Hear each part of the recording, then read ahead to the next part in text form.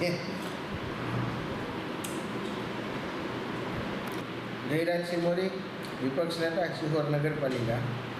શિહોર શહેર ward number 2માં જે ઉથરેટીની જગ્યા આવેલી છે, ભૂતકાળમાં એમાં લેગસી વેસ્ટ અને સ્વચ્છ ભારત મિશનના કામમાં ખૂબ મોટો ભ્રષ્ટાચાર થયેલ અને જેના પરિણામ સ્વરૂપે ત્યાં કચરો જે નિકાલ થવો જોઈએ નિકાલ થયેલ નહીં અને એના લીધે હજી સુધી પણ લોકો સમસ્યાઓ ભોગવી રહ્યા છે.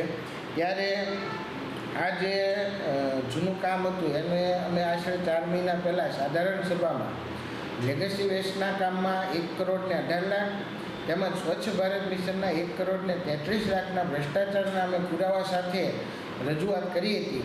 અને ત્યારબાદ જે નવું લેગસી વેસ્ટનું કામ આવવાનું છે તો એ પહેલાં તમામ સભ્યો દ્વારા સર્વસંમતિથી એ જગ્યાનું ચીફ ઓફિસરની હાજરીમાં વિડીયોગ્રાફી સાથે પંચરોજ કામ કરવાનો ઠરાવ એ સર્વસંમતિથી કરવામાં આવે.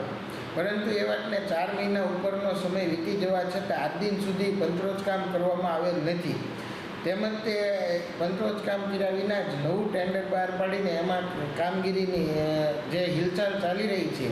એટલે આજરોજ અમે ચીફ ઓફિસરને પત્ર લખ્યો છે અને એમને જણાવ્યું છે કે ભાઈ તાત્કાલિક અસરથી પહેલાં પંચરોજ કામ કરવામાં આવે વિડીયોગ્રાફી સાથે, ત્યારબાદ જ તે કોઈ પણ નવી કામગીરી શરૂ કરવામાં આવે.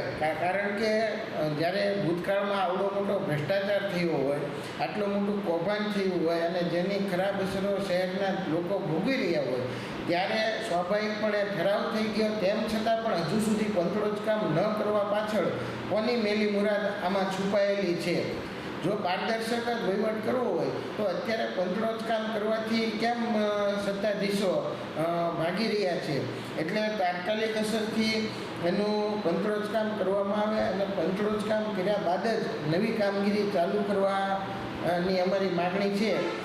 એની અમે લેખિત રજૂઆત કરી છે કે ભાઈ જે સત્તાધીશો છે અત્યારે ઉથરેટીની જગ્યા ફેરવવા માટે થઈને જે મહેનત કરી રહ્યા છે, નવી જગ્યા મેળવવા માટે લોકની સમસ્યાઓ કે મુશ્કેલીઓ જોયા જાણ્યા વિના માત્ર ને માત્ર એમના વિસ્તારમાંથી એમના જગ્યા ઉથરેટી ફેરવવા માટે જે ગંભીરતા દાખવી રહ્યા છે, એટલી જ ગંભીરતા જે ભૂતકાળમાં ભ્રષ્ટાચાર થયો છે એને સાફ કરીને નવું જે કામ આવ્યું છે તો એને યોગ્ય રીતે કરાવવામાં એટલી ગંભીરતા દાખવવામાં આવતી નથી.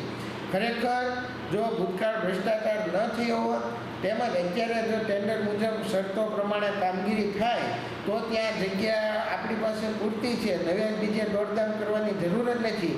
પણ જે ખરેખર કરવાનું કામ છે એ કામ થતું નથી અને બીજે સત્તાધીશો ખોટા ફાંફા માર્યા કરે છે.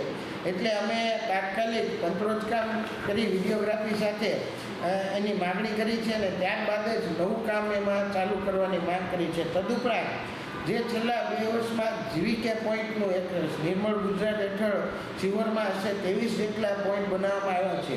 આ પોઈન્ટમાં ટેન્ડરની શરતો મુજબ કામગીરી ન થઈ હોવાની અવારનવાર સ્થાનિકો દ્વારા અમને ફરિયાદ મળતી રહે છે અને એનું જે પૂરેપૂરી બિલની ચૂકવણી થઈ ગયેલ છે તો અમે એની પણ આજરોજ લેખિતમાં રજૂઆત કરી છે કે તમામ પોઈન્ટની સક્ષમ અધિકારી દ્વારા પુનઃ માપણી કરવામાં આવે અને સાથે સાથે પંચરોજ કામ કરવામાં આવે.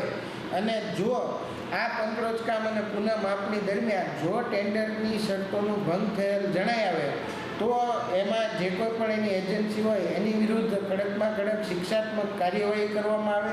તેમજ નગરપાલિકાના જે કોઈ પણ સુપરવાઇઝર દ્વારા આ બિલો મંજૂર કરવામાં આવ્યા હોય એની વિરુદ્ધ પણ શિક્ષાત્મક કાર્યવાહી કરવામાં આવે. આ બંને બાબતની અમે આજરોજ ચીફ ઓફિસરને લિખિતમાં રજૂઆત કરેલ છે.